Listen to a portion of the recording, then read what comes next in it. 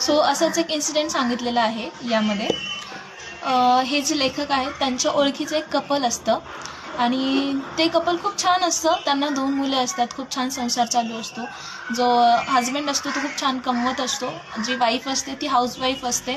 ती होममेकर असते. घरातले सर्व काम करत असते आणि यामुळेच ती कधी बाहेर काही काम करायचे विचार करत नाही. कारण तिचा असा विचार असतो की माझ्याकडे अजिबात टाईम नाही आहे. मी घरातले काम वगैरे करून परत बाहेर टाईम देऊ शकत नाही, असं तिचा विचार असतो. आणि काही दिवसानंतर एक ॲक्सिडेंट होतो. त्या ॲक्सिडेंटमध्ये तिचा जो हजबंड आहे तो हँडिकॅप होतो. त्याच्या मानेमध्ये प्रॉब्लेम येतो आणि त्यामुळे काय होतं की त्याला त्याचा जो जॉब आहे तो सोडावा लागतो. यानंतर ती जी स्त्री आहे त्याची जी वाईफ आहे त्याच्या वाईफवर सगळी जबाबदारी